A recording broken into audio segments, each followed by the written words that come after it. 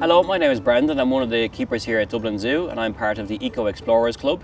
And we're up at the African Savannah in Dublin Zoo, and we're going to be looking at the scimitar horned oryx. So we also have giraffe and ostrich and zebra, and they all live quite peacefully together. The reason why we put these species together is that the majority of them would live together in the wild naturally.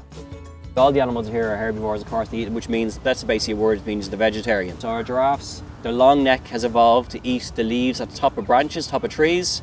And then of course the smaller animals, they are grazers. So a grazer means they eat grass on the ground, and a browser means that they eat leaves from trees and bushes up higher.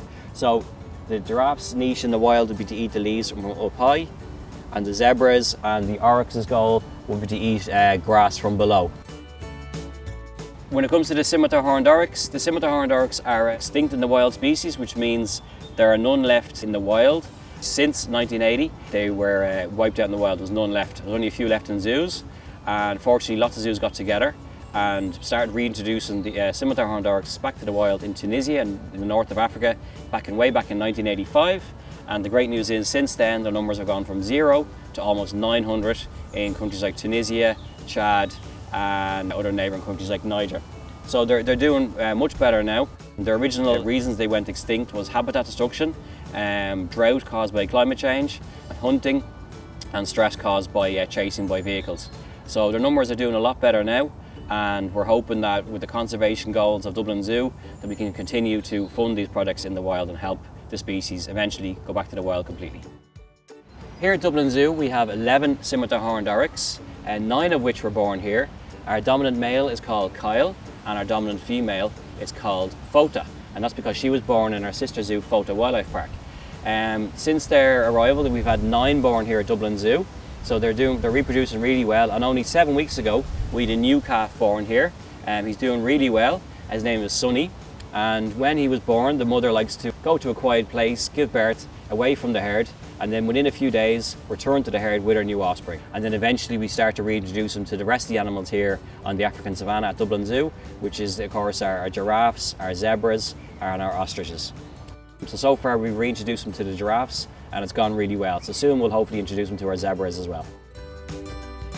The scimitar horned oryx has evolved to live in arid regions. They can live in desert regions, but really they live in sub-Saharan Africa. So that means they live south and north of the Sahara Desert, which is the largest desert on the planet. And they've evolved obviously to live in a very hot, dry environment. So their hooves can splay quite wide. So when they're walking on sandy surfaces, it means they're not going to sink.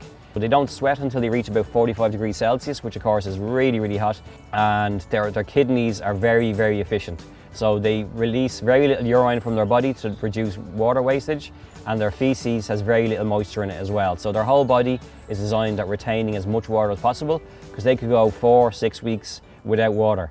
Actually, what's fascinating about oryx as well is they can sense rain from 40, 50 kilometers away. So they need to go wherever the rain is. So they don't just randomly come across grass.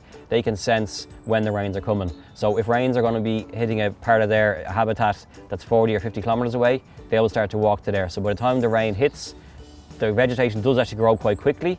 So when they arrive, they've got vegetation to eat. So animals, when they're looking for food, they're not just randomly searching and luckily find a bit of food that they're looking for. They would always base it on memory or based on their senses of the environment around them. So animals are of course very intelligent. There's no such thing as a non-intelligent wild animal. They all have to be very intelligent to survive every day as regards avoiding predators, finding mates, finding food and protecting a territory. Thanks for joining me today. You can also find lots of information and lots of videos on the Eco Explorers website.